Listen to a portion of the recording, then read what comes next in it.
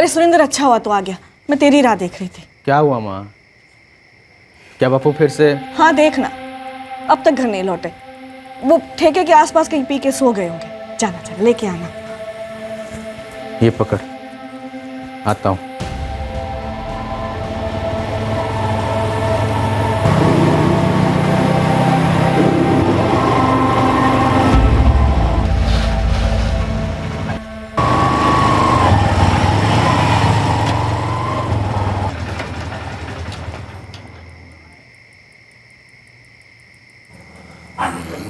बापू, बापू।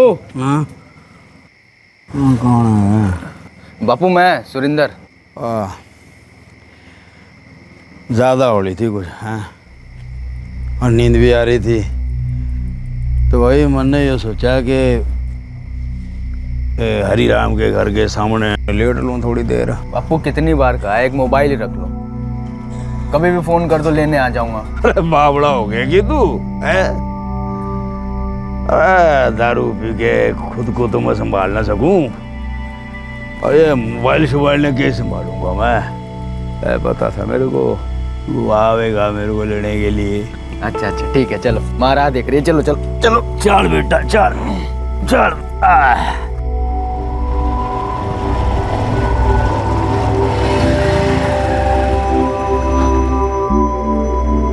डांट डला मंजू, अरे जितना चाहे डांट डला तू, वरना तेरी खिलाई रोटियां हजम नहीं होंगी वरने। क्या फायदा डांटने का? जानती हूँ पीना तो छोड़ेंगे नहीं आप, पी पा के कहीं भी पड़ जाते हो।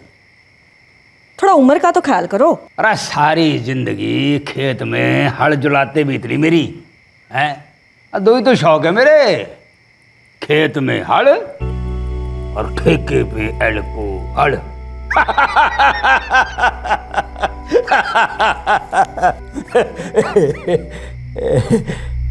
अरे सुरेंद्र बेटे, अरे चुपचाप क्यों बैठा तू? कोई परेशानी है क्या? नहीं बापू, कोई परेशानी ना है, सब ठीक चल रहा है। वाह, धंधा पानी ठीक ठाक चलन लाग रहा ना? हाँ हाँ बापू, ठीक चल रहा है। ना कोई परेशानी है तो बता दे। अरे देख मैं नशे में हूँ पर बेहोश नहीं मैं, तू बता सके मेरे को, अरे शायद मैं कुछ मदद कर सकूं तेरी। बापू कोई परेशानी ना है। पक्की बात? एकदम पक्की बात। फिर बढ़िया है।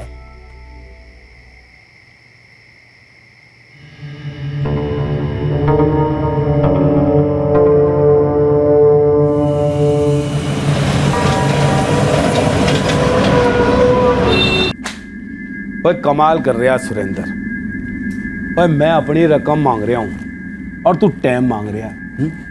और कितना टाइम दूं तन्ने हैं? और 4 महीने रुकने के लिए कहा था, मैं रुक लिया। अब वीरेंद्र जी थोड़ा टाइम और दे दो। आप तो जानते हो क्या हुआ मेरे साथ, ऐसी नौबत ही नहीं आती जो उस बिल्डर ने धोखा नहीं दिया होता। लेकिन धोखा दिया ना। कितने? 20 लाख रुपए गंवाए ना तन्ने उस दिव्यानगर की जमीन में। अब ऊपर से 15 लाख तन्ने मुझे और देने, और 1.5 लाख रुपया हो गया ब्याज का। कितने हो लिए? 16.5 लाख। और जो 20 लाख का घाटा हुआ वो अलग। देख सुरेंद्र, कम से कम 35 से 40 लाख रुपया तेरे हाथ में आएगा, तब जाके तेरी नुकसान की भरपाई होगी। हाँ सो तो है, अब आप ही बता दो ना अगर कोई रास्ता हो तो। भाई रास्ता तो है, और तेरे सामने है। क्या? यो है।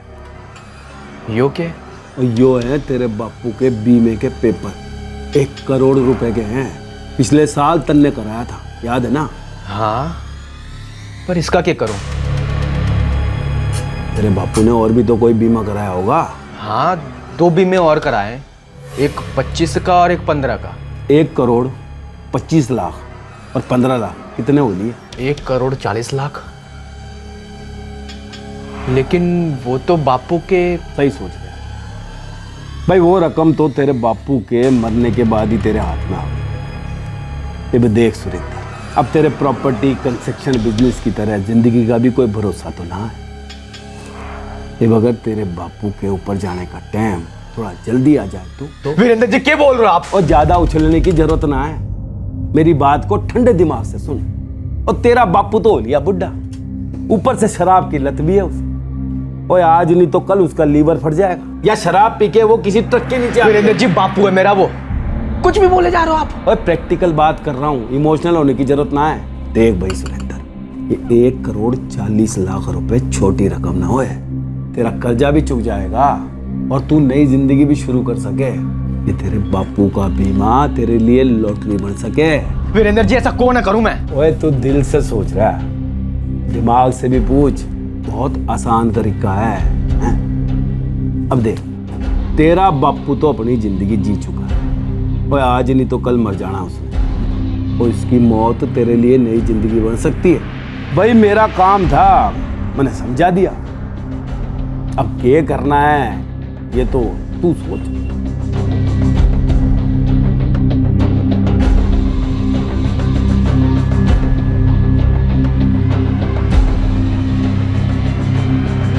सुरेंद्र के मन में पनप रहा ख्याल उसके दिल को दहला रहा था। डर से ज्यादा उसे एक गिल्ट का भाव सता रहा था। अपने कर्ज के बोझ को उतारने का रास्ता उसे अपने पिता की मौत में नजर आ रहा था। क्या वो अपनी इस बहकी सोच पर लगाम लगा पाएगा? क्या वो वाकई इस घिनौने अपराध को अंजाम देने वाला था? यार खेता ने देख के बड़ी खुशी हुआ है मेरे को।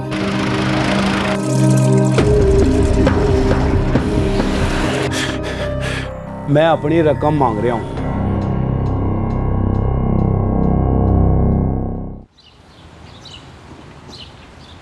जा रहा तू बेटे? जी बापू, चलता हूँ। जीता रहा जा। सही सोच रहा तू बेटे, ऐसा होना चाहिए। देख बेटे, हर इंसान ने जीवन में अपनी पहचान बनानी चाहिए, और तू वही तो करने लाग रहा है। अपने बाप के नाम पे नहीं, अपने बलबूते पे आगे बढ़ने लाग रहा है। और यो देख के मेरे को तेरे पे घना नाज हो रहा बेटे। शाबाश, जा खुश रह।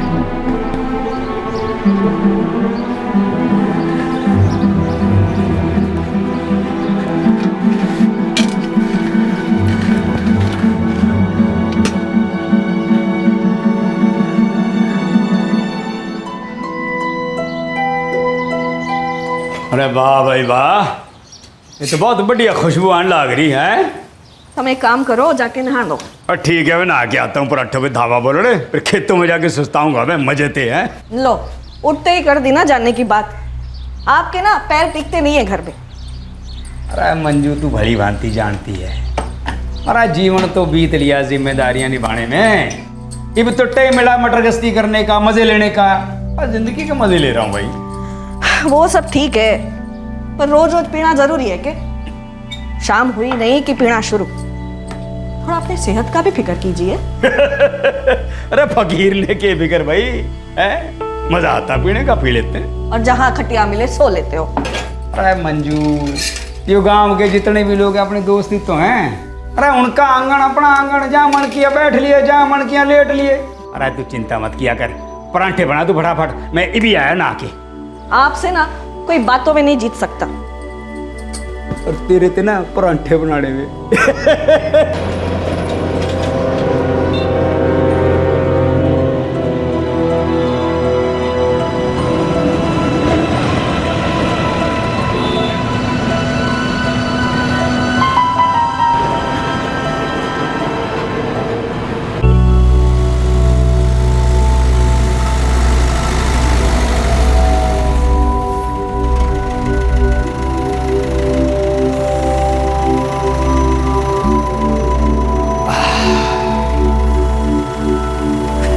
राम राम मालिक। राम राम रतन, राम राम। भाई क्या हाल है तेरे? आशीर्वाद है मालिक। मालिक कुछ चाय वगैरह मंगाओ मालिक? ना ना ना, क्या शानी चाहिए, अभी रोटी खा के निकला मैं काते। भाई बात यो है यार, खेता ने देख के बड़ी खुशी हुआ है मेरे को, इसीलिए यहाँ पे चला आता हूँ। भाई तुम अपना काम चालू रखो, जाओ, मेरे पाछे भागने की जरूरत नहीं है। जाओ काम करो, जाओ जाओ जाओ। वाह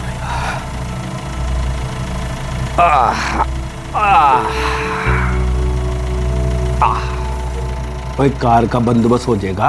हाँ,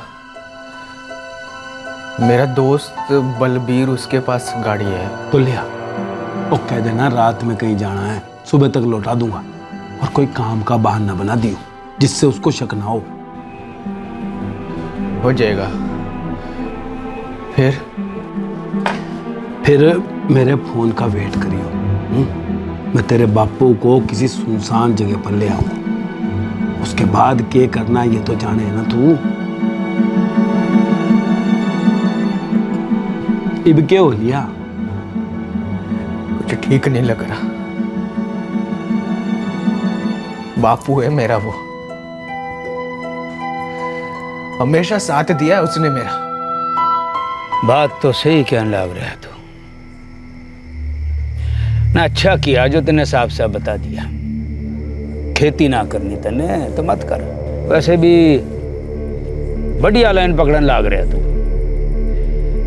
ये आजकल कंस्ट्रक्शन और प्रॉपर्टी का जो बिजनेस है बड़ा फैलन लग रहा है हरियाणा में। अरे जमीनों के दाम भी बढ़िया मिलन लग रहे हैं। हाँ चल तू काम शुरू कर, मैं तेरे साथ हूँ।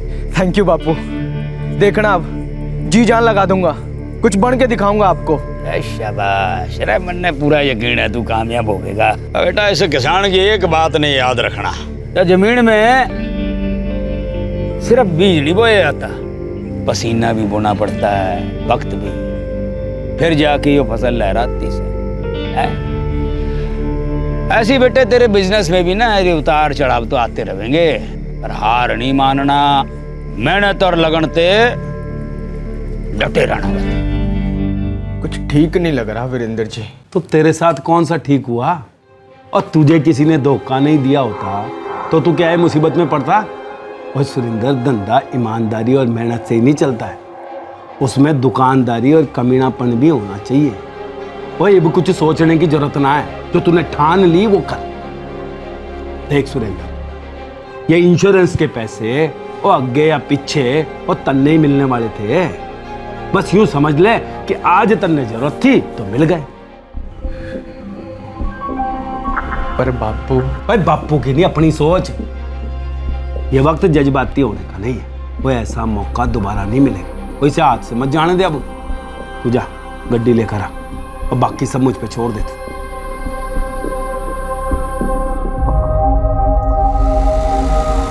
भावनाओं के तराजू में किसका पलड़ा भारी था? धंधे में हुए नुकसान से सर पर चढ़े कर्ज का, या बेटे के पिता के प्रति फर्ज के कर्ज का?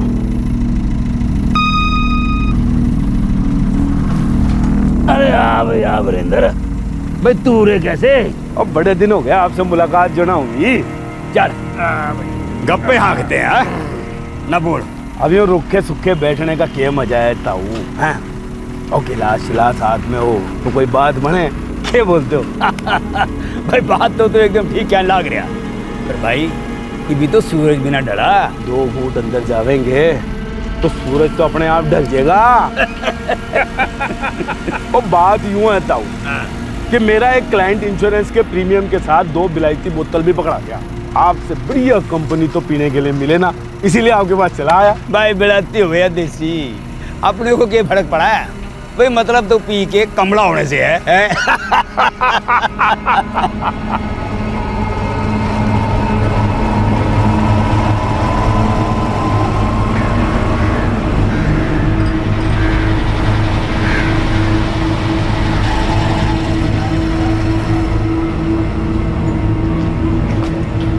ले भाई। थैंक यू यार बलबीर। कोई नहीं यार, मजे से ले जा। वैसे जा कहाँ रहा तू? अरे वो भजन मामा है ना अपने, हाँ? उनके घर जा रहा हूँ दिव्या नगर। यार लौटते वक्त काफ़ी रात हो जाएगी तो सोचा ये हाईवे पर बाइक चलाने से अच्छा है तेरी गड्डी ले जाऊँ। अरे बिल्कुल सही सोचा यार, जा जा ले जा। सुबह होने से पहले लौट आऊँगा। अरे कोई ना यार, कोई जल्दी ना है, तू आराम से ले जा जा।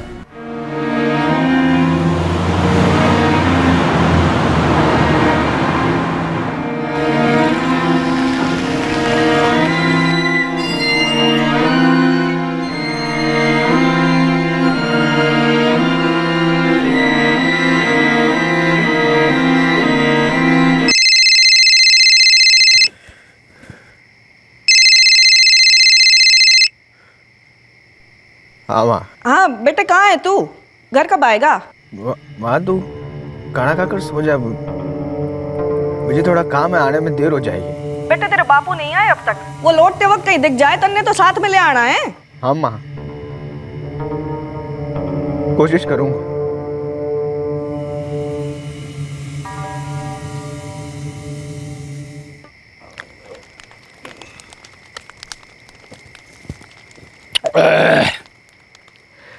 भाई ये बेड़ाती तो खत्म हो गई, पर एक बात तो माननी पड़ेगी भाई, मक्खन की तरह गले से नीचे उतर गई है।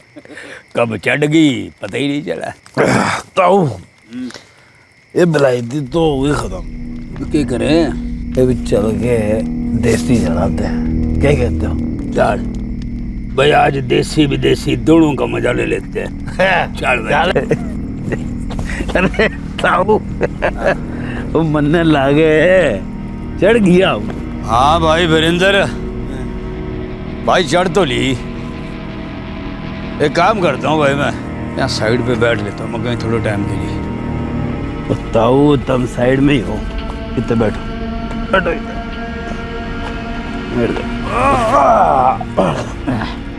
ताऊ। और मैं ना सुरेंद्र को बुला लेता हूँ, वो आपको आगे ले जाएगा। बुला ले, तू बुला ले सुरेंद्र ने, मैं थोड़ी देर लेट लेता हूँ यहाँ पे तब तक है।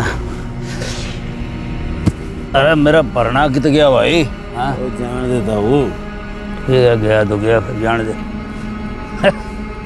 गया भाई, जान दे, गया। वाह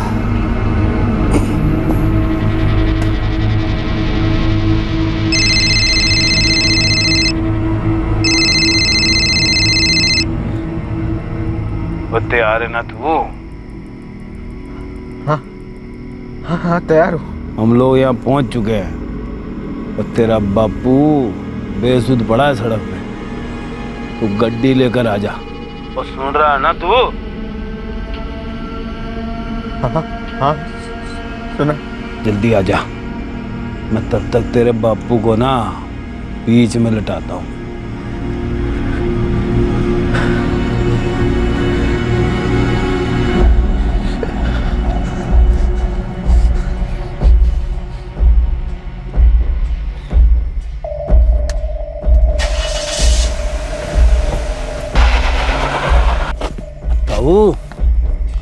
ताऊ वो आप बीच में लेटे हो, कोई गड्डी गुड्डी आगे चढ़ जाएगी। मैं साइड पे नहीं हूँ। नहीं उड़ जा, चल भाई साइड पे उड़ लेता हूँ मेरा। उड़ जा, आ जा, आ जा ताऊ, उड़ जाओ, आ जा, आ जा,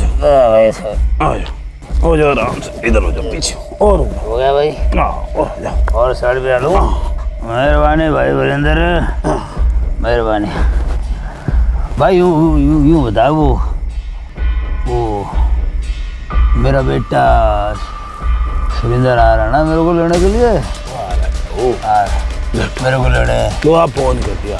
आजा, आजा मेरे बेटे, आजा आजा।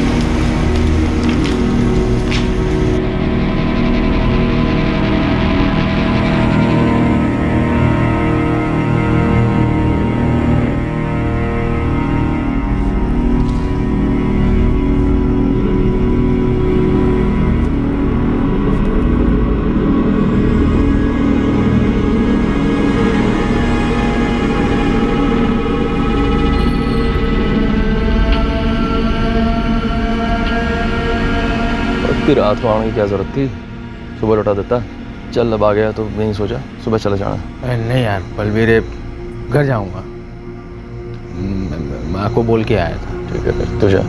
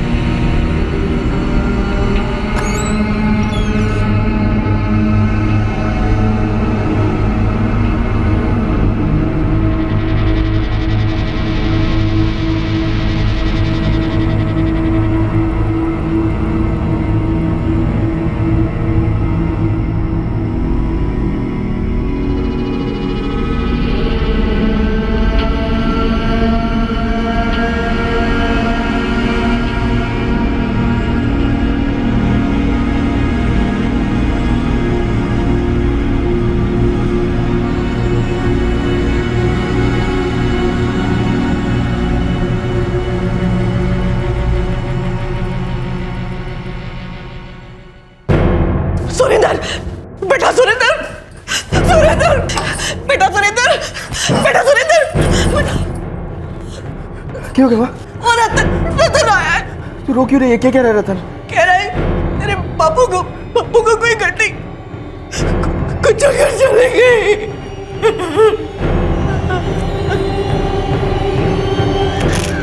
अब उसका मकसद था अपने पिता की इंश्योरेंस पॉलिसी के पैसे हासिल करना, लेकिन क्या यह साजिश कामयाब होने वाली थी? सुरेंद्र, हमने बात की इंस्पेक्टर साहब से अभी, बोले 2 दिन लगेंगे पोस्टमार्टम में, उसके बाद हम रंजीत चाचा का अंतिम संस्कार कर सकते हैं।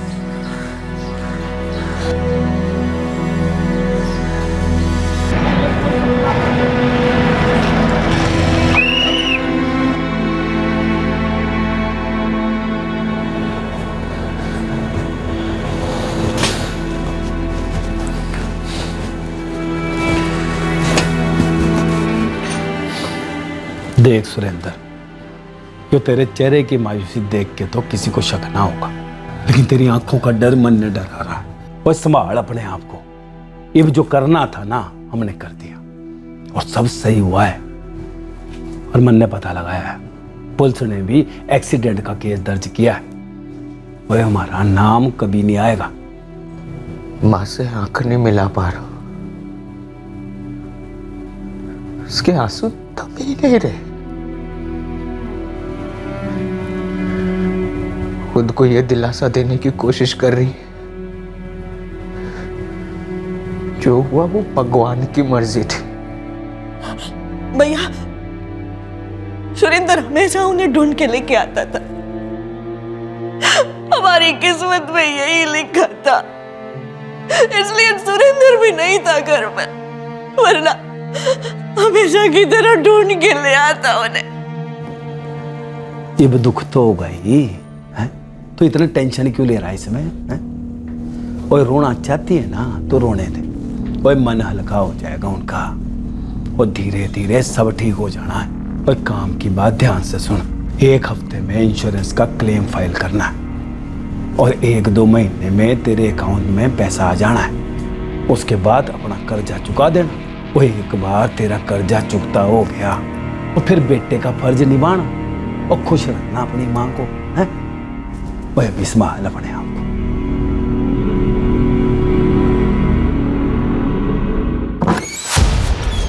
सर, वो सड़क गांव के पीछे की तरफ से गुजरती है, ज्यादा इस्तेमाल नहीं होती, और गाड़ियां भी बहुत कम गुजरती हैं वहां से। विक्रम, अगर गाड़ियां बहुत कम गुजरती हैं वहां से, तो फिर एक्सीडेंट होने के चांसेस भी बहुत कम हो जाएंगे। या तो रंजीत भैया की किस्मत खराब थी, या फिर रंजीत भैया की तरह गाड़ी चलाने वाला आदमी भी नशे में था। विक्रम, ये फोटोग्राफ्स देखो। ऐसा नहीं लगता कि गाड़ी ने 2 बार को चलाई विक्टिम? एक काम करो, ये टायर मार्क्स किसी एक्सपर्ट से चेक करो। एक बार हमें ये पता चल गया कि गाड़ी कौन से मॉडल की थी, तो व्हीकल को ट्रेस करना आसान हो जाएगा। मुझे नहीं लगता ये किसी ट्रैक्टर या टेम्पो के निशान है, कोई छोटी गाड़ी होनी चाहिए। इसका अंदाजा बिल्कुल सही है। जिस तरह से विक्टिम की बॉडी को कुचला गया है, छाती, हाथ, चेहरे का आधा हिस्सा और पैर, इन सभी बॉडी पार्ट्स के ऊपर से गाड़ी गुजरी है, और पूरे चांसेस हैं कि गाड़ी 2 बार बॉडी के ऊपर से गुजरी होगी।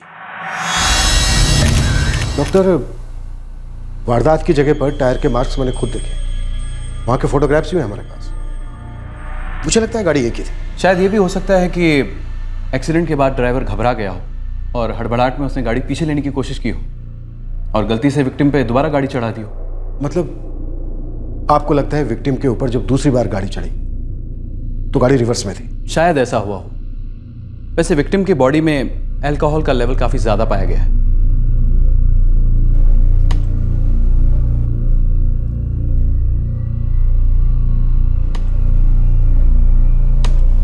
सर, ये दोनों टाइम मार्क एक ही कार के हैं? लगता तो ऐसा ही है, लेकिन डिटेल स्टडी के बाद ही मैं कंफर्म कह पाऊंगा।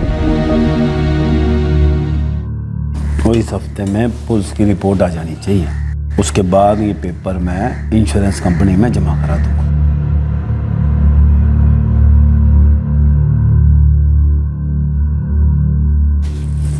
सुरेंद्र, वो संभाल, कुछ ही दिनों की बात है, समझा? क्या कहती है आपकी रिपोर्ट? कुछ शक करने वाली बात है क्या? जी, ये बात तो श्योर है कि एक ही मॉडल की गाड़ी विक्टिम को 2 बार को चल के गई, लेकिन एक बार भी गाड़ी रिवर्स में नहीं थी। टायर्स पर जो ट्रेडमार्क्स हैं इनसे साफ पता चलता है गाड़ी जब विक्टिम की बॉडी के ऊपर से रोल हुई तो दोनों बार टायर्स आगे की ओर घूम रहे थे।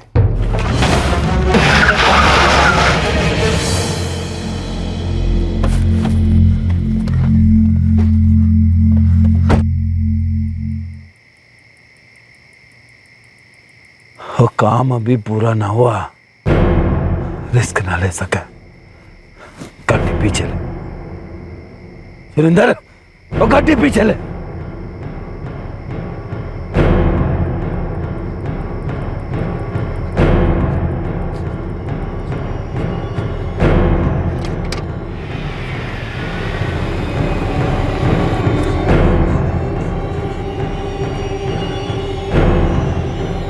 क्या सोच रहा है? तो चढ़ा दे गाड़ी, अब बचने का चांस ही नहीं रहेगा। चल चढ़ा सुरेंद्र, चढ़ा दे गाड़ी।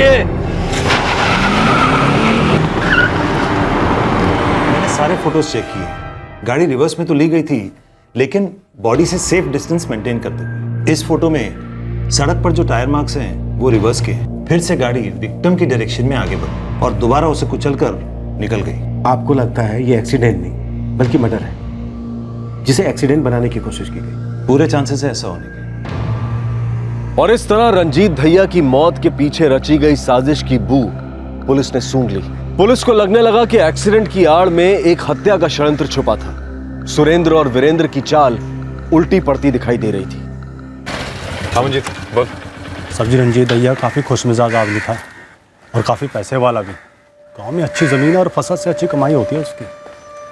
पैसे को लेकर कोई दुश्मनी थी उसकी? अभी तक तो उसके बारे में जिससे बात की वो तो अच्छा बोल रहे हैं साहब जी। शराब की आदत थी उसे? कभी कोई झगड़ा? ये तो पूरा गांव जानता है साहब, वो दारू पीने का शौकीन था और दारू पी के तमाशा नहीं करता था।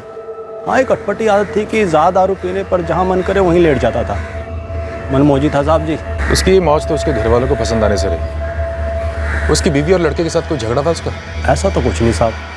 हाँ, पर सुरेंद्र अपने बाप की तरह किसान नहीं बनना चाहता था। उसका अपना अलग से धंधा है, कंस्ट्रक्शन और प्रॉपर्टी। बाप और बेटे में कोई रंजिश थी? नहीं साहब, रंजीत ने तो धंधा शुरू करवाने में सुरेंद्र की मदद की थी और सुरेंद्र भी अपने बाप का पूरा ख्याल रखता था। कभी कभी रंजीत के ज़्यादा दारू पीने पर सुरेंद्र ही हिफाजत से घर लाता था अपने बाप को। मंजीत, हमें लगता है कि रंजीत दहिया का एक्सीडेंट नहीं हुआ, उसे मारा गया। दाल में कहीं कुछ काला तो है। सर जी, 3 महीने में यही ज़मीन की कीमत 1.5 गुना ऊंची हो जाएगी।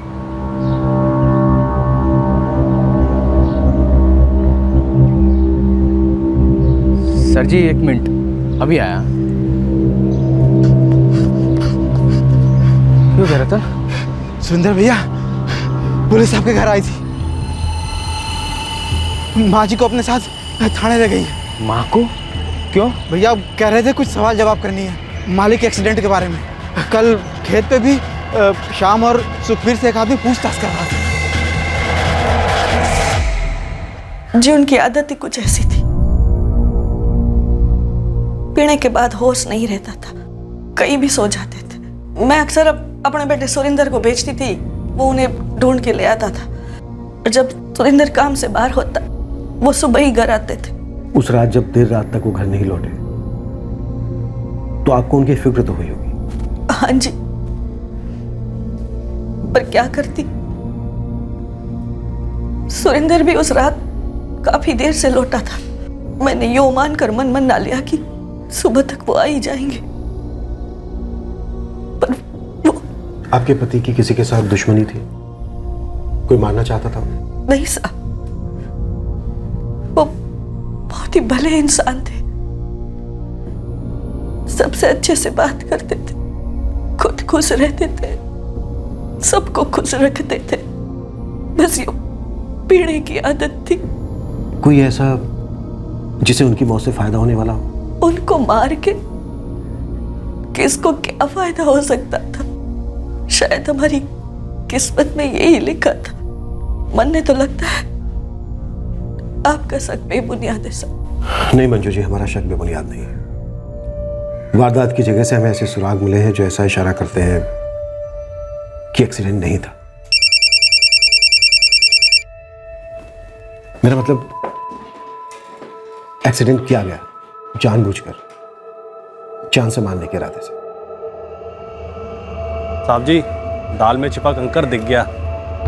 जिस रात रंजीत भैया का कत्ल हुआ था ना, उसका बेटा सुरेंद्र घर पे ही नहीं था। ये तो जानता हूँ मैं, उसकी माँ ने खुद बताया। कुछ और बता। क्या ये बताया कि उस रात वो अपने दोस्त बलबीर की कार लेकर कहीं बाहर गया था? कार लेकर? कहाँ गया था वो? मंजू जी, उस दिन आपका बेटा सुरेंद्र कहाँ गया था? अपने किसी काम से ही गया हुआ था। और कहाँ? बंदे ना पता, पर काफी देर से लौटा था। घर की एक चाबी उसके पास भी रहती है। मेरे सो जाने के बाद ही लौटा था। आपके कोई भाई हैं सुरेंद्र के मामा जो दिव्यानगर में रहते हैं? हाँ जी, बज्जन शेरावत नाम है मेरे भाई का। क्या सुरेंद्र उस रात उनसे मिलने गया था? नहीं तो वो गया होता तो मैंने जरूर बताता। ये बात आप यकीन से कह सकती हैं? बेहतर होगा आप अपने भाई से फोन पर पूछ लीजिए।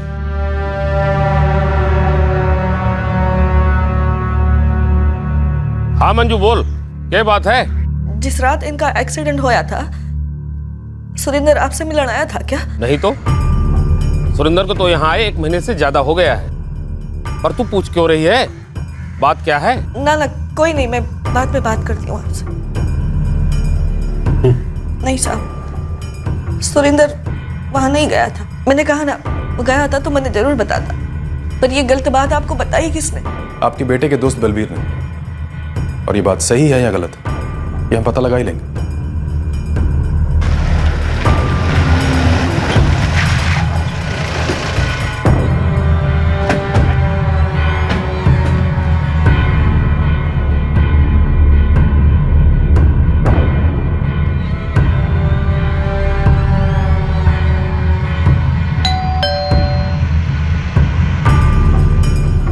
मुझे बताया तो था कि वो अपने मामा के घर दिव्यानगर जा रहा है। उसने गाड़ी कब लौटाई तुम्हें? सर जी, काफी रात हो गई थी, मैं नींद में था तो टाइम ठीक से याद नहीं। पर आप ये सब क्यों पूछ रहे हो? सर,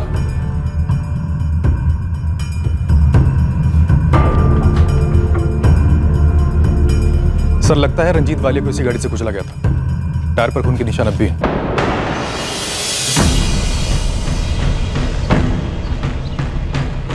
खून के धब्बे? क्या हुआ सर जी? बलबीर, क्या तुम बता सकते हो कि ऐसी क्या वजह हो सकती है कि सुरेंद्र ने अपने पिता की हत्या कर दी? क्या बात कर रहे हो सर जी? वो भला ऐसा क्यों करेगा? हेलो सर जी, मैं जितेंद्र बोल रहा हूँ, सरपंच मनोहर जी का लड़का। हाँ जितेंद्र, बोलो क्या बात है? क्या आप अभी मेरे खेत पे आ सकते हैं? क्यों, बात क्या है? सुरेंद्र आया हुआ है, उसने मुझे बताया कि उसी ने अपने बापू को मार डाला। तुम उसे वहीं पे रोके रखो, हम अभी आ रहे हैं। सर, सुरेंद्र ने जितेंद्र के सामने अपना जुर्म कबूल लिया है। वो समय उसके खेत पर है। मूव। बलबीर, गाड़ी को हाथ मत लगाना, हमारी दूसरी टीम आकर गाड़ी को सीज करे। ओके?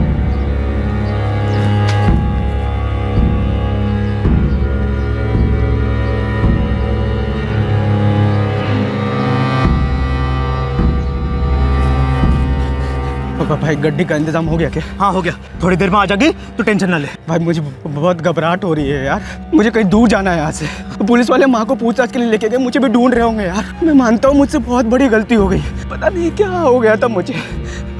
तू मुझे निकाल सकता है यहाँ से? तू संभाल देगा भाई, निकाल ले मुझे यहाँ से। शांत हो जा, देख मैं हूं ना तेरे साथ, तो घबरा मत। मैं जेल नहीं जाना चाहता यार। साले तूने पुलिस को बुलाया? सुरेंद्र मेरी बात सुन, तूने वादा किया था कि तू निकालेगा मुझे यहाँ से, तूने भरोसा तोड़ दिया मेरा। सुरेंद्र देख देख सुरेंद्र, देख तू एक गलती कर चुका है, देख दूसरी मत कर। अरे सुरेंद्र नहीं, पुलिस वाले आ जाएंगे। देख सुरेंद्र मेरी बात सुन, भागना फिजूल है। सुरेंद्र मेरी बात सुन सुरेंद्र। जितेंद्र, अच्छा क्या तुम जो वक्त पर फोन करते? सुरेंद्र, हमने सबसे पूछताछ की, सबका यही कहना है कि तुम्हारे अपने पिता के साथ अच्छे रिलेशन थे। तुम्हारी माँ ने भी यही कहा। फिर ऐसी क्या वजह थी कि तुमने अपने पिता की हत्या कर दी?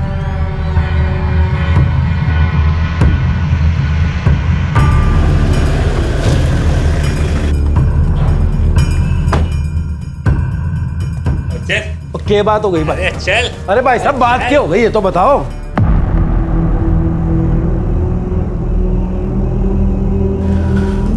मंजू जी, सुरेंद्र ने अपना जुर्म कबूल कर लिया है। ये नहीं हो सकता,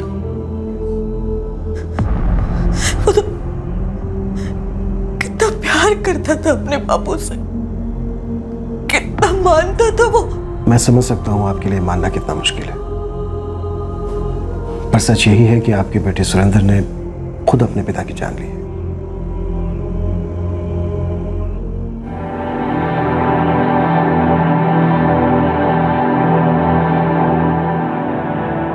यो क्या कर दिया तन्ने? बात उस वीरेंद्र के 15 लाख लौटाने की थी तो अपने बापू से मांग लेता।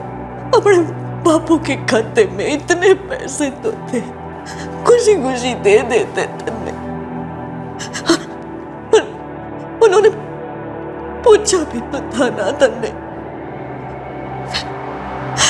फिर क्यों? शर्म आ रही थी मुझे, मेरे नुकसान के पैसे बापू से मांगे, शर्म आ रही थी। ओए कैसी शर्म, तेरे बापू थे वो, उनका जो कुछ भी था तेरा ही तो था। है कब शर्म ना आई तुझे जब एक लालची आदमी ने अपने बापू को मारने की बात की और तन्ने मान ली? तब शर्म नहीं आई तन्ने अपने बापू की जान ले ली। रंजीत के पास काफी जमीन थी, खेत थे, जिससे उसे अच्छी आमदनी होती थी। सुरेंद्र चाहता तो अपने पिता से मदद मांग सकता था, वो अपनी मां से बात कर सकता था या फिर अपने मामा से कह सकता था। कोई भी उसकी मदद कर सकता था, बस एक बार सुरेंद्र के कहने की देर थी। आज सुरेंद्र को अपने किए पर पछतावा हो रहा है। जब इंसान किसी अपने की जान लेता है तब पश्चाताप की आग उसे मरते दम तक तड़पाती है, जिसमें आज सुरेंद्र तड़प रहा है। जब से इस साजिश का आगाज हुआ तब से हर कदम पर एक गिल्ट फीलिंग, कुछ गलत होने का एहसास बार बार सुरेंद्र को हो रहा था। जज्बाती तौर पर देखा जाए या फिर किसी और नजरिए से, हर लिहाज से उसका यह कदम गलत था, लेकिन फिर भी सुरेंद्र ने अपने जज्बात को, अपनी भावनाओं को किनारे करते हुए इस अपराध को अंजाम दिया। उसका यह सोचना सरासर नादानी थी कि उसके अपने पिता के खून से सने हाथ कभी हथकड़ियों में नहीं जकड़े जाएंगे और वो अपने पिता की बीमा की रकम से अपनी जिंदगी संवार लेगा। सुरेंद्र ने उस इंसान की सांसें छीन ली जिसने जिंदगी के हर मोड़ पर उसका साथ दिया और हमेशा देता। जरूरत थी तो सिर्फ उस इंसान से बात करने की, उसके सामने अपना हाल बयां करने की। लेकिन बड़े दुख की बात है कि कर्ज के बोझ से छुटकारा पाने के लिए सुरेंद्र ने अपने पिता के खून का बोझ उठाना बेहतर समझा। इस सब से क्या हासिल हुआ उसे? उसने अपने पिता को खो दिया, अपनी जिंदगी बर्बाद की और इस अपराध का सबसे बड़ा खामियाजा भुगतना पड़ा उसकी मां को, जिसने अपने पति को खो दिया, अपने बेटे को अपने पति का कातिल बनते देखा और अब उसे इस गुनाह की सजा काटते देखेगी।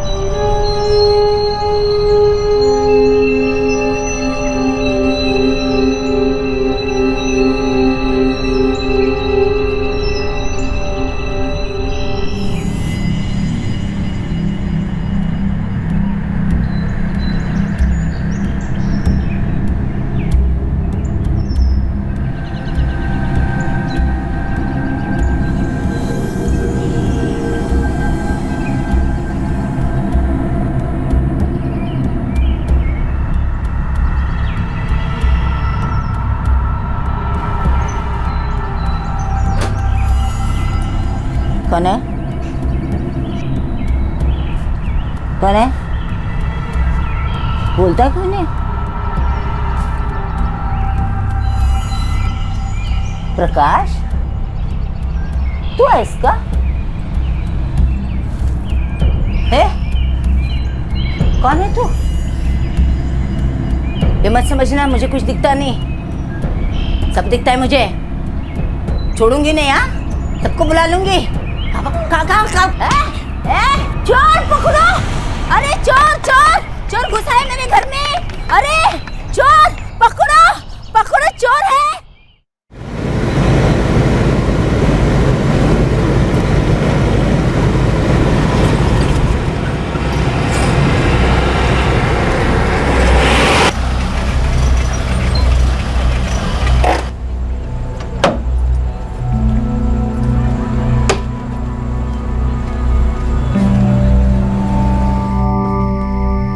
तन्वी, खाना तैयार है, थाली लगा दे सबकी।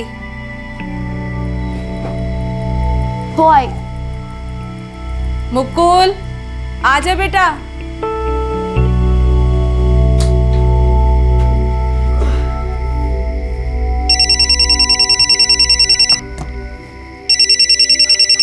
हाँ प्रकाश, बोल, कैसा है?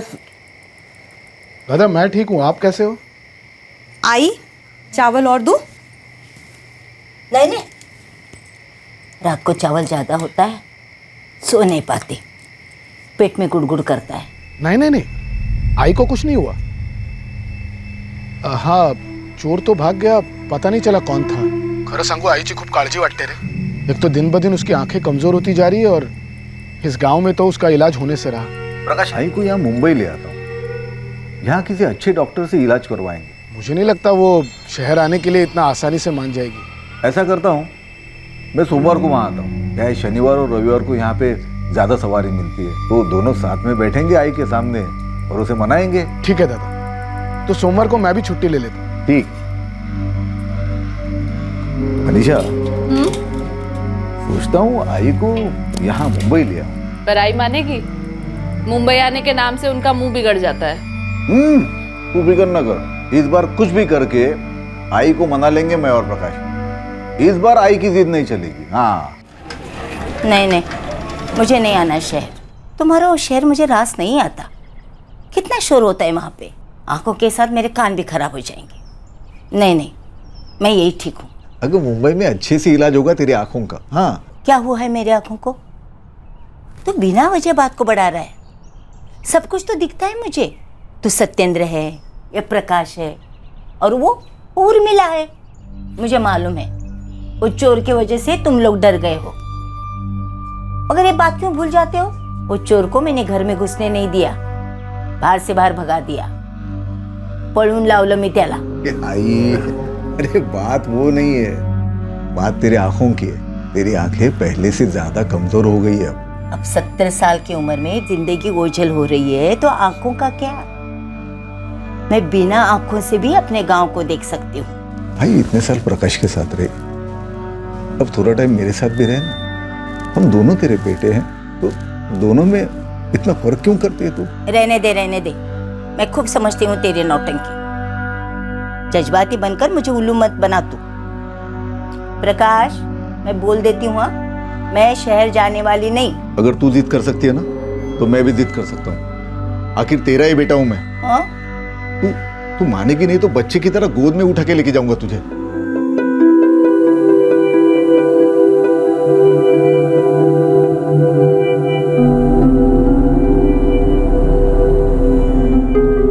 रेणुका मोरे की नजर धुंधली पड़ती जा रही थी, इसलिए उनका बड़ा बेटा सत्येंद्र जिद करके उन्हें अपने साथ मुंबई शहर ले आया ताकि अपनी मां की आंखों का बेहतर इलाज करवा सके। लेकिन शहर में इस बुजुर्ग महिला के साथ जो अनहोनी घटी, उसके बारे में किसी ने सोचा भी नहीं था। 2000 की घड़ी लेना मतलब पैसों की बर्बादी है। आजकल तो वो मोबाइल पे टाइम, तारीख सब पता चलता है।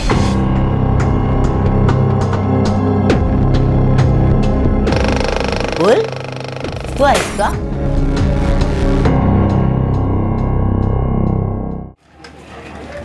अरे मुकुल, 2000 रुपए मतलब बहुत ज्यादा है। आई, मैं जा रही हूँ। हाँ बेटा। अजी, मैं येते। संभल के जाना। हाँ बेटा।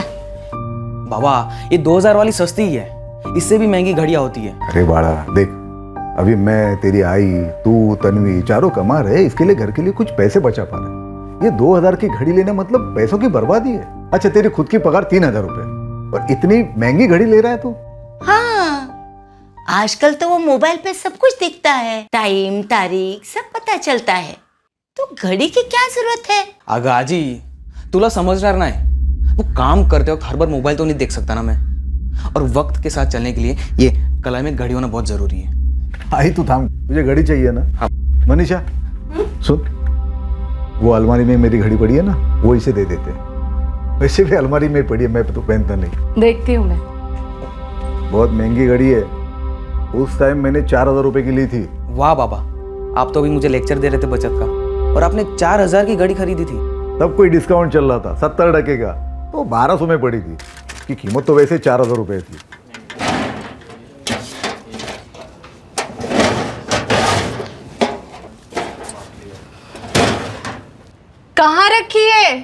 कहीं भी नहीं दिख रही है।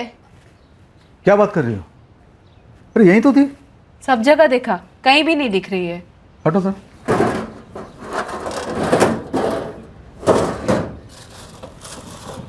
क्या हुआ? नहीं मिली? तुम बिना चीजें कहाँ रखती हो? बिल्कुल नई घड़ी थी, एक बार भी नहीं पहनी थी मैंने, यहीं रखी थी। कहाँ जाएगी? अरे मुझे क्या पता, मैंने तो काफी दिनों से देखी तक नहीं है। कहाँ जा सकती है? बाबा, आप मुझे ऐसे क्यों देख रहे हो?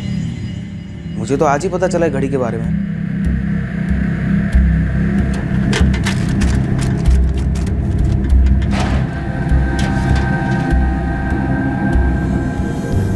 अरे ऐसे कैसे गायब हो सकती है? कितनी महंगी घड़ी थी। कहीं चोरी तो नहीं हुई? हो सकता है। आप और मुकुल काम पे निकल जाते हैं, तन्वी कॉलेज, मैं भी काम पे चली जाती हूँ। दोपहर में आई अकेली रहती है घर पे। हो सकता है ना चोरी हो गई हो। और आज को ठीक से दिखाई तो देता नहीं है। कोई आया भी होगा तो भी उन्हें पता नहीं होगा। जाने दो, छोड़ो इस बात को। ऊपर से आई को दरवाजा खुला रखने की आदत है। हो सकता है कि मैंने कहा ना, जाने दो, छोड़ दो इस बात को। अरे आई ने सुन लिया तो उसको बुरा लगेगा, फिर वापस गाँव जाने की बात करेगी। तो यहीं कहीं रखी होगी, थोड़ा और ढूंढेंगे तो मिल जाएगी। हाँ चलो मैं काम पे जाता हूँ। बाबा की घड़ी के चक्कर में मेरी घड़ी की तो बात ही रह गई। आइए तो। हाँ, और सुन, संभल के चलाना तेरी काली पिल्ली को।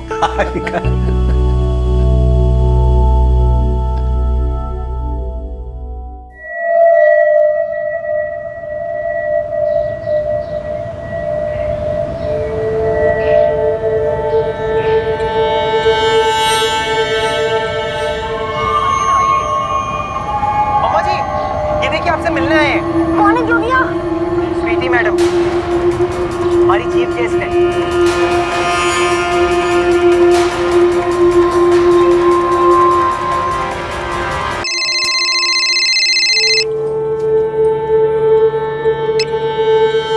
हाँ तन्वी, आई घर पे ताला लगा है। ऐसा कैसे? तेरी आजी होगी ना घर पे, वो तो कभी दरवाजा भी नहीं बंद करती, ताला कैसे लगाएगी? मैं घर के बाहर ही खड़ी हूँ आई। मुझे लगता है अज्जी कहीं बाहर गई है। टीवी बंद करना भी भूल गई, बाहर तक आवाज आ रही है मुझे। कहाँ गई होगी? अच्छा तू 10 मिनट रुक, मैं आती हूँ अभी। तब तक तू आस पड़ोस में देख, तेरी आजी शायद वहीं कहीं हो।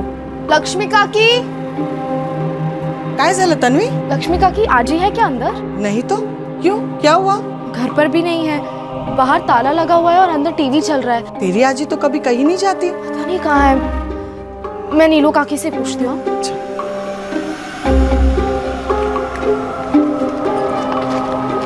क्या हुआ? आई अज्जी कहीं नहीं मिली मुझे। ले पकड़। आई तो कभी दरवाजे पे ताला लगाती नहीं है। 3 महीने से तो ऐसा कभी नहीं हुआ। तो कुछ समझ में नहीं आया। आई अज्जी, और किस तरह से आप लोगों से भी मुलाकात हो गई? आप लोगों ने आई आई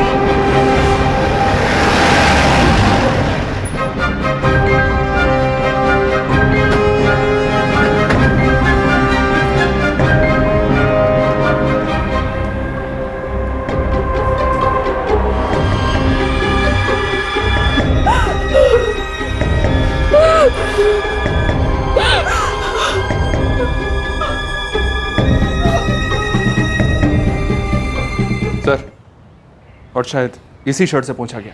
घर वालों से पता करो ये शर्ट किसकी? ये मेरी शर्ट है। शर्ट फॉरेंसिक लैब भेजो।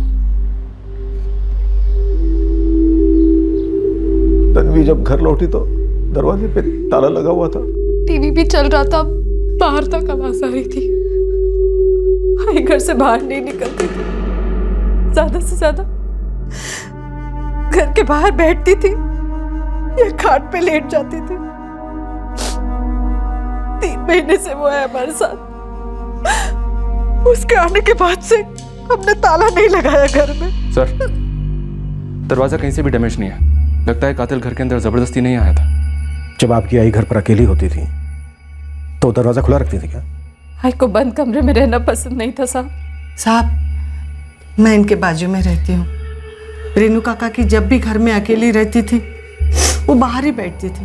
उनको आदत थी बाहर बैठने की, और पास से कोई भी गुजरता था ना, उनसे बुला के बात करती थी। आज आपकी रेणुका जी से मुलाकात हुई थी क्या? नहीं साहब, मैं सुबह से घर के काम में ही लगी हुई थी। आपने यहाँ घर के अंदर किसी को आते हुए या फिर घर से बाहर किसी को जाते हुए देखा था? जी नहीं साहब, काम में इतनी उलझी हुई थी कि ध्यान ही नहीं गया। आप में से किसी ने कोई चीखने चिल्लाने की आवाज सुनी थी क्या? नहीं सर। तुम्हारे पास घर की चाबी नहीं थी क्या? नहीं, जब से अज्जी यहाँ पर है मैं चाबी नहीं लेके जाती। घर की कितनी चाबियां हैं? 2, एक आई के पास और एक घर के ताले में रहती है। मतलब जिसने ताला लगाया वो चाबी अपने साथ ले गया होगा।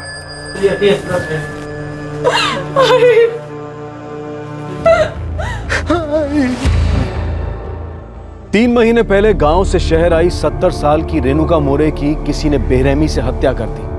ये murder case Mumbai crime branch के लिए चुनौतियों से भरा रहा। इस केस से जुड़े सवाल तो कई थे लेकिन जवाब बहुत कम। सबसे बड़ी मुश्किल आई इस कत्ल की वजह तलाशने में। रेणुका मोरे की आंखों की रोशनी की तरह इस केस के पीछे का मकसद भी ओझल नजर आ रहा था। मनीषा और सत्येंद्र का कहना है कि घर से कुछ भी चोरी नहीं हुआ, सिवाय उस ताले की चाबी के। Right sir. ये परिवार कोई पैसे वाला नहीं है। मुझे नहीं लगता कि कातिल चोरी करने के इरादे से घर में गया। हो सकता है सर, लेकिन कातिल ने अलमारी खोली जरूर थी, कपड़ों को भी उथल पुथल किया था, पर उसने कुछ चुराया नहीं। शायद वो किसी खास चीज की तलाश में था सर।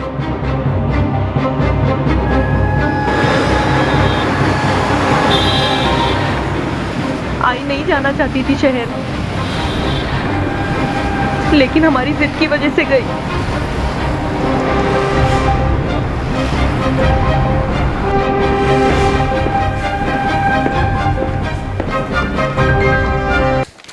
सर, दोनों के ब्लड ग्रुप मैच हो रहे हैं। शर्ट पर जो खून लगा है वो रेणुका मोरे का ही है। मतलब कातिल ने फर्श पे गिरे खून को इसी शर्ट से साफ किया। जाहिर सी बात है, कातिल ने टीवी की आवाज तेज रखी ताकि विक्टिम के चीखने चिल्लाने की आवाज किसी को सुनाई ना दे। सत्येंद्र ने बताया सर कि उसकी माँ की आंखें कमजोर थी, वो दिन में भी ठीक से नहीं देख पाती थी। शायद कातिल भी इस बात से वाकिफ था। उसे लगा होगा कि घर में वो आसानी से दाखिल हो जाएगा और अपना काम करके निकल जाएगा। रेणुका मोरे ने उसे रोकने की कोशिश की होगी, दोनों में झड़प हुई होगी, पर इस झड़प में रेणुका जी की मौत हो गई। सबसे अजीब बात तो यह है सर कि कातिल ने दरवाजे पर ताला बाहर से लगाया और फर्श भी साफ किया। और जब ये कत्ल हुआ तो परिवार के सभी लोग घर से बाहर थे। सबसे पहले तन्वी घर पर लौटा, उसी ने घर पर ताला लगा दिया। उसी ने अपनी आई को बताया, मंगेश कल तन्वी को थाने बुलाओ, इस वारदात की फिर से जांच शुरू करते हैं, शायद कोई कड़ी छूट गई।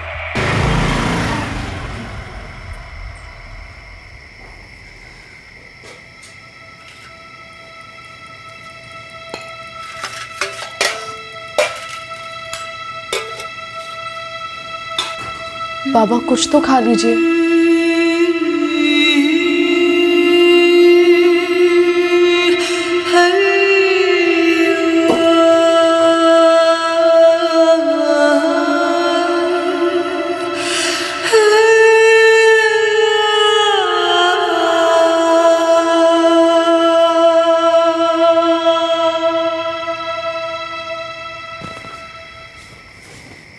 आई क्राइम ब्रांच से फोन आया था, कल बुलाया है। सर मैं कॉलेज के फर्स्ट ईयर में पढ़ती हूँ। तुम कॉलेज से रोज घर आती हो, घर पर खाना खाकर हमेशा काम पर चली जाती हो। जी।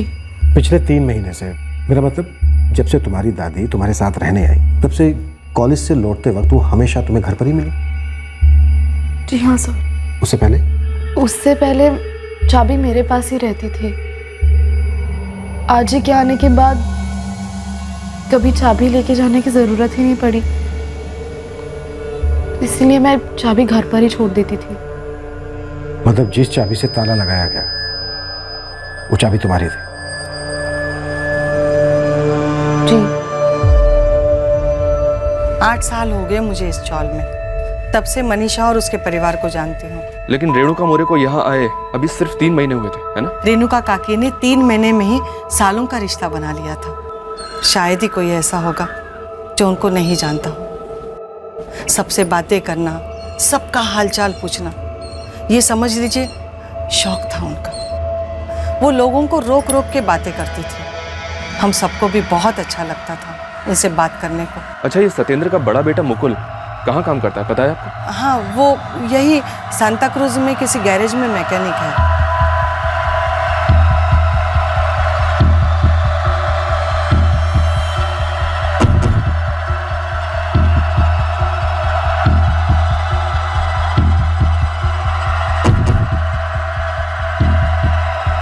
यहाँ ताला हमेशा यहीं रखते हैं और चाबी उसके अंदर, पर पिछले 3 महीनों से ताला लगाने की जरूरत ही नहीं पड़ी।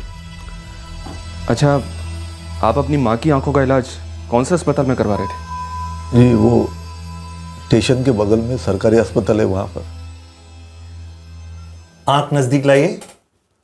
हाँ। और नजदीक लाइए। और नजदीक लाऊंगी तो मशीन आंख में घुस जाएगी, वैसे ही मुझे कम दिखता है। कुछ नहीं होगा माँ जी, आप लाइए तो सही। दोनों आंखों की कॉर्निया काफी डैमेज हो चुकी है। ऐसे केसेस में ज्यादा कुछ नहीं कर सकते, आपको उनका ख्याल रखना होगा, क्योंकि वक्त के साथ आंखें और कमजोर हो जाती हैं। कोई तो इलाज होगा। मैं गांव से शहर आई को इसी उम्मीद में लेके आया हूँ। एक ही तरीका है, ट्रांसप्लांट करना होगा, लेकिन इस उम्र में ऑपरेशन कामयाब होने के चांसेस बहुत कम है। आई गांव में रहना चाहती थी, शहर में रहना उसे पसंद नहीं था,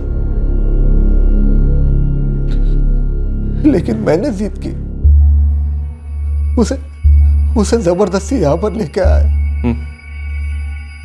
इतने सालों से वो आपके साथ रह रही थी? जी हाँ साहब।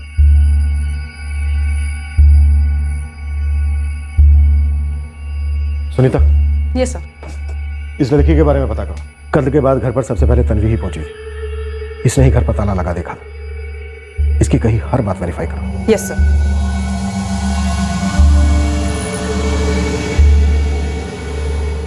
साहब ये मुक्कुल स्टेशन के पास काबरा के गैरेज में काम कर रहा है, 12वीं तक पढ़ा है, ईमानदारी से काम करता है। शक करने लायक कोई बात? साहब ये लड़का शौकीन मिजाज है, लेकिन शक करने वाली बात कोई सामने नहीं है। ऐसी बातें सामने नजर नहीं आती हैं रफीक, खोद के निकालनी पड़ती हैं। दरवाजा खुला था जब कातिल घर में आया, और जब गया तब ताला लगा कर गया।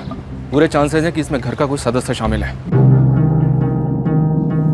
दादा, पुलिस ने थाने पे बुलाया है, कुछ बात करनी है।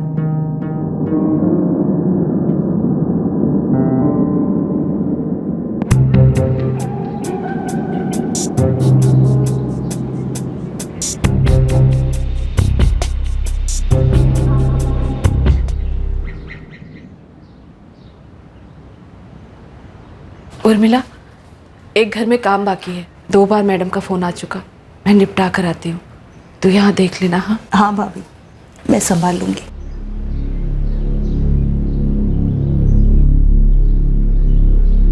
जी साहब, हम दोनों भाइयों ने मिलकर तय किया था आई को शहर लेकर आने का। लेकिन आपकी आई इससे खुश नहीं थी। आई को शहर का माहौल पसंद नहीं था, उसकी सारी जिंदगी गांव में ही गुजरी थी ना। और जिंदगी खत्म हुई शहर में आकर। आपकी भाभी मनीषा और आस पड़ोस के लोगों ने हमें बताया कि आपकी आई घर का दरवाजा हमेशा खुला रखती थी, और शायद कातिल ने इसी का फायदा उठाया। बचपन में जस्ती कैसी थी, वो मेले वाले दिन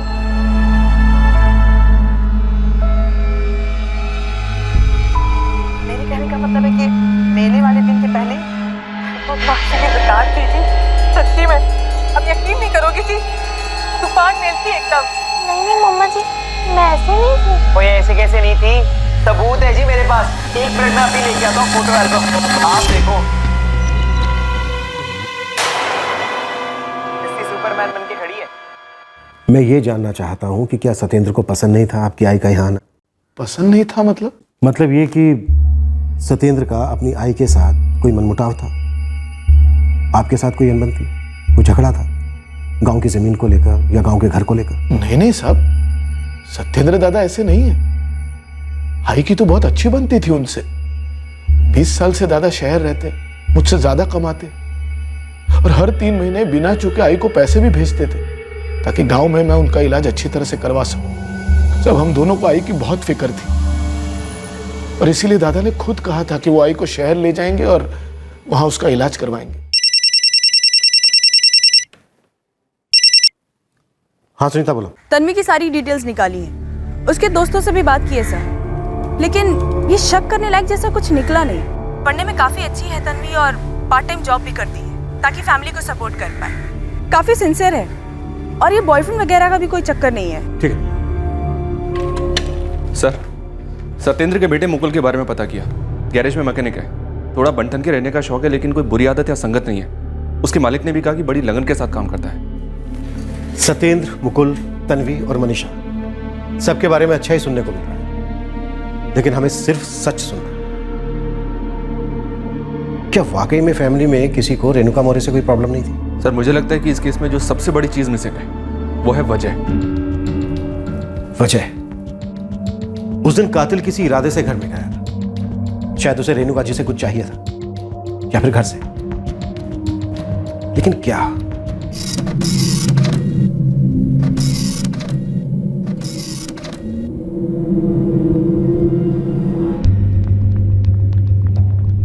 सर किसी के भी फोन रिकॉर्ड्स में शक करने जैसा कुछ नहीं मिला है। उनके फोन रिकॉर्ड्स उनके बयान से एग्जैक्ट मैच करते हैं? जी सर। तन्वी का कहना है कि तकरीबन 2:15 बजे वो अपने घर पहुंची।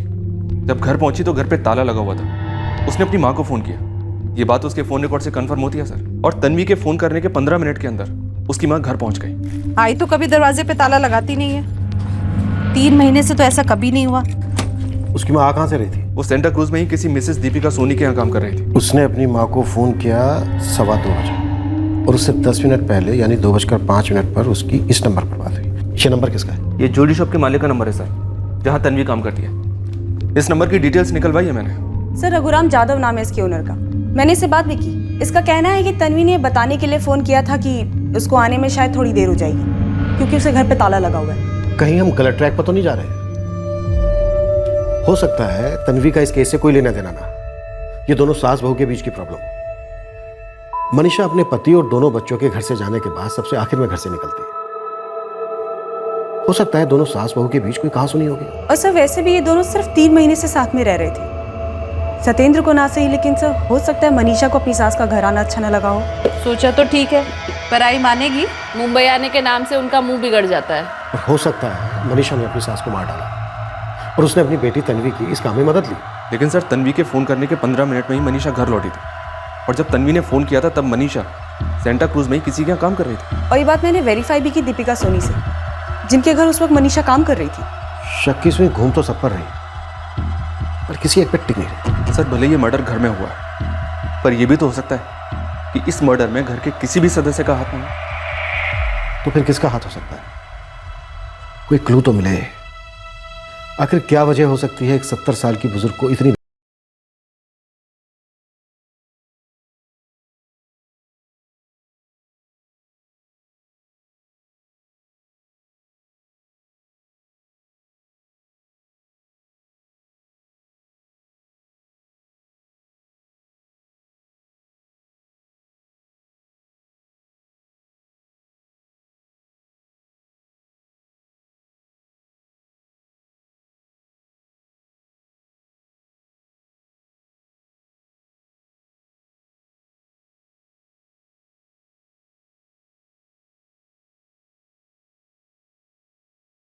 कोशिश कर रहे थे कि ये मामला कहीं आपके गांव से तो किसी तरह से जुड़ा हुआ नहीं है। साहब आपको ऐसा क्यों लगता है? आपके भाई प्रकाश ने हमें बताया कि जब आप अपनी आई को यहाँ पर लेके आए उससे कुछ ही दिन पहले आपके गांव के घर में कोई चोर दाखिल हुआ था।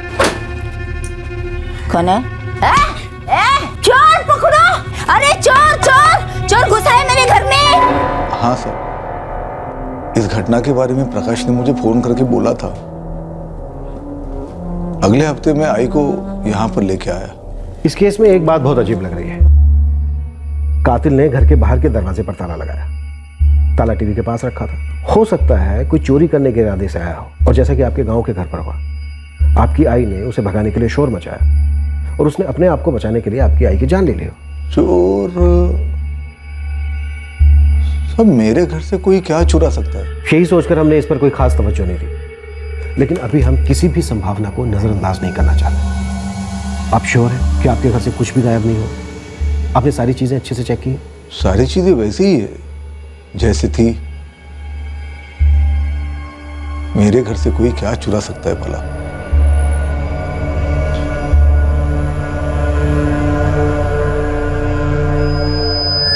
हाँ साहब, कुछ दिन पहले मेरी घड़ी गायब हो गई। ऐसे कैसे गायब हो सकती है? कितनी महंगी घड़ी थी? 4000 की घड़ी थी साहब। 1 मिनट, ये घड़ी गायब कब हुई?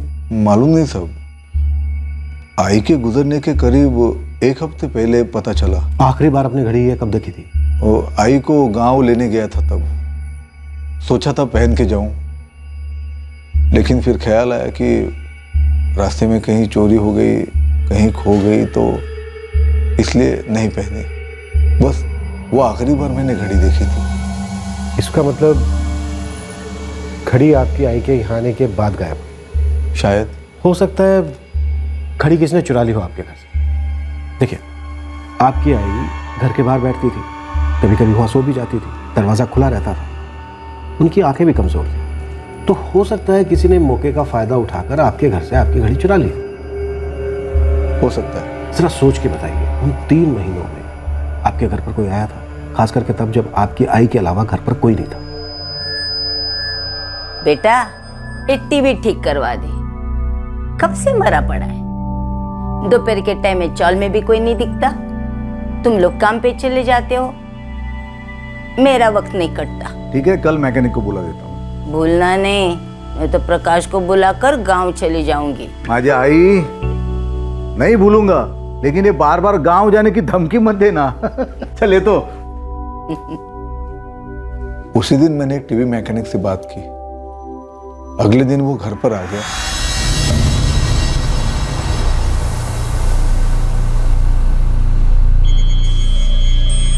माँ जी, सत्येंद्र मोरे का घर यही है ना?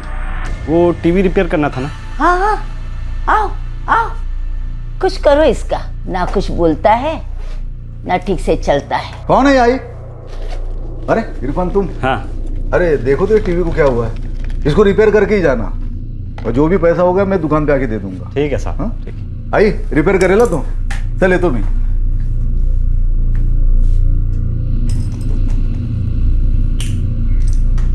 बेटा, कितना टाइम लगेगा? माँ जी, पहले देखने तो दीजिए, क्या दिक्कत है, पहले पता तो चल जाए।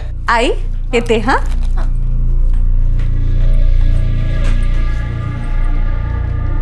तो ठीक कर रहे हैं ना बेटा?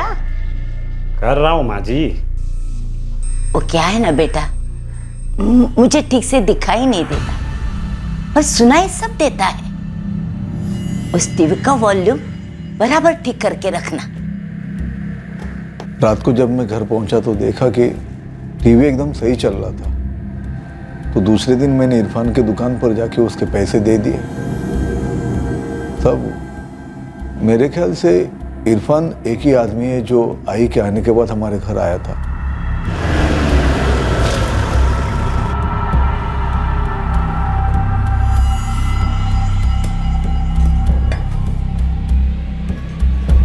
ये इरफान शेख की दुकान है? हाँ साहब, यही है। कब खुलती है? पता नहीं साहब, इरफान तो ईद का चांद है, उसे खुद को पता नहीं रहता वो कब निकलेगा। गांजा पी के पड़ा होगा कहीं, 1 नंबर का गंजेड़ी है साहब। इरफान शेख रहता कहाँ? इसी चौल में रहता है साहब, ये सामने वाली गली में।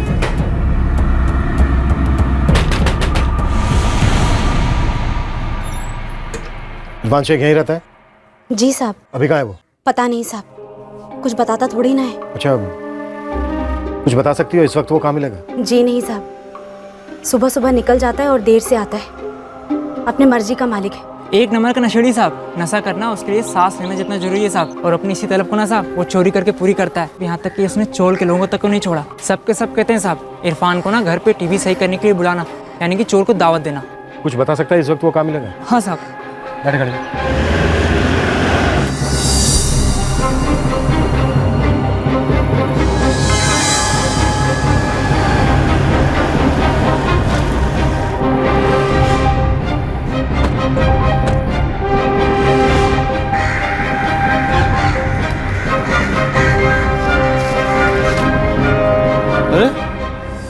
ये क्या किया साहब, क्या दिक्कत है? बड़ी मुश्किल से तो माल का जुगाड़ किया था, और मैं अपने लिए खरीदता हूँ, धंधा थोड़ी करता हूँ मैं। तेरा धंधा तो टीवी रिपेयरिंग का है ना, लेकिन आजकल तू अपनी दुकान नहीं खोलता। अपनी दुकान अपनी मर्जी, जब चाहे बंद रखूँ, आपको क्या दिक्कत है साहब? थाने चल हमारे साथ, फिर तुझे बताते हैं कि दिक्कत क्या होती है और दर्द क्या होता है। अरे ऐसे पकड़ के काहे को ले जा रहा? इरफान शेख एक टीवी मैकेनिक जो एक बार टीवी रिपेयर करने के लिए सत्येंद्र के घर आया था, वो अब इस केस का मुख्य संदिग्ध था। क्राइम ब्रांच के पास अब तक उसके खिलाफ कोई सबूत नहीं था, सिर्फ शक था। क्या शक की सुई इस बार सही निशाने पर लगी थी?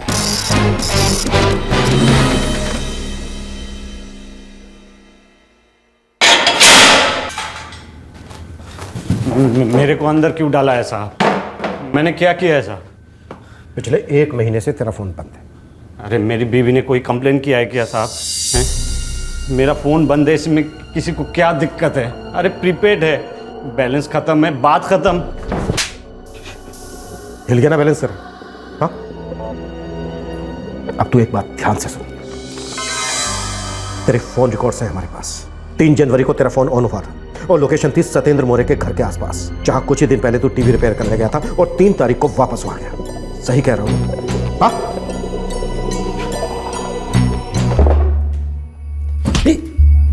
जैसे तुझे लत है ना गांजे की, वैसे ही मुझे भी लत है सच सुनने की। अगर तूने कुछ भी झूठ बोला तो दम मारना तो दूर, सांस लेने में भी दम लगेगा। बोल, तू नहीं मारा है ना उस बुजुर्ग औरत को? हाँ? अब तू मुंह खोलेगा या फिर मैं तुझे खोलना शुरू करूं? आखिरी बार तुझसे पूछ रहा हूं, तू नहीं मारा है ना उसको? बोल! हाँ साहब, मैंने मारा है उसे। क्यों मारा? क्यों मारा? साहब बुरी हालत हो गई थी साहब, नशा चाहिए था मुझे साहब, लेकिन माल खरीदने के लिए मेरे पास पैसे नहीं थे। मैंने सोचा बुढ़िया के पास कुछ न कुछ मिल जाएगा। पहली बार गया था ना, सब मिला था। अरे मान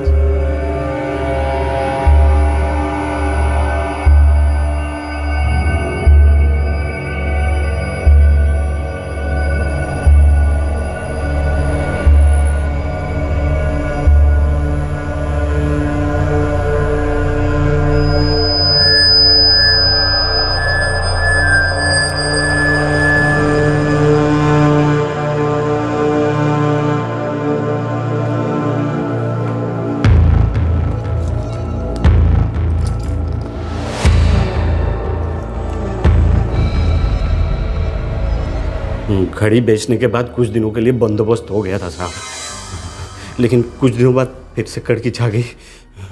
मुझे बड़ी तलब लगी हुई थी, गांजा चाहिए था मुझे, लेकिन माल खरीदने के लिए माल नहीं था साहब मेरे पास।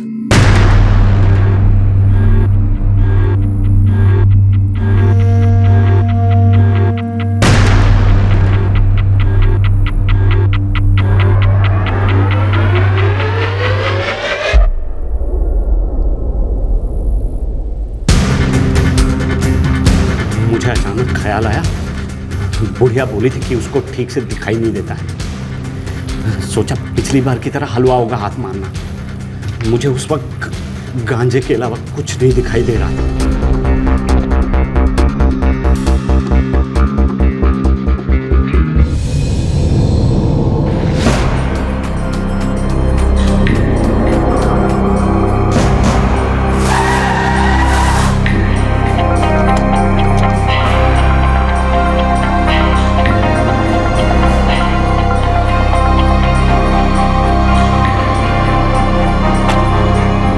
मैडम जी आप आइए ना, आइए। मम्मा जी, ये देखिए आपसे मिलने आए हैं। कौन है जो भैया? स्वीटी मैडम, हमारी चीफ गेस्ट है।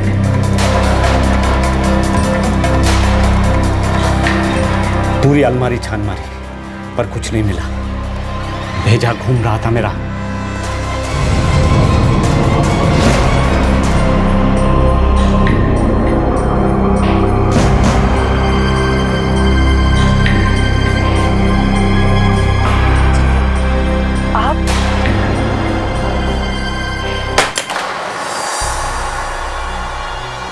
कैसे आ गई?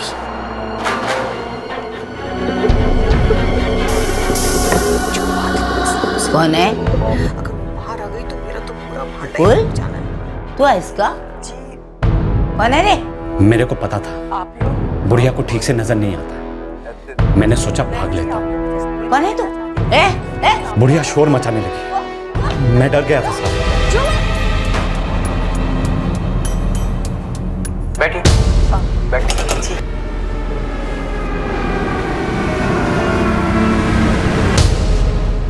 सब उल्टा हो गया साहब। पैसे भी नहीं मिले और ऊपर से ये लोचा हो गया। फिर मैंने अपना मोबाइल बंद कर दिया और दुकान जाना भी छोड़ दिया साहब। घड़ी कहाँ बेची तूने? वो एक दुकान पे बेच दी साहब, 900 मिले थे उसके। इसे उस दुकान पर लेकर जाओ जहाँ इसने घड़ी बेची थी, सबूत के तौर पर हमारे काम आए। फिर वहां से वापस लाने के बाद इसके बॉडी के हर पार्ट की जम के मरम्मत कर। साहब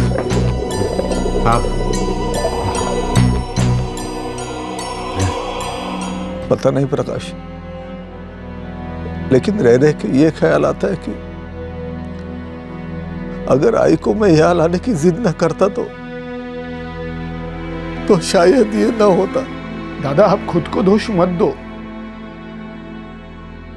आप नहीं जानते थे कि ऐसा कुछ होने वाला था, और कौन ये सोच सकता था कि ऐसा कुछ हो भी सकता है। देखो ना, इस गांव में जब चोर आया था तब भी तो ऐसा कुछ हो सकता था ना। दादा देखो, संभालो अपने आप को। आपने हमेशा अपनी जिम्मेदारी निभाई है, और आए के लिए जो कुछ भी हो सके आपने हमेशा वो किया था दादा।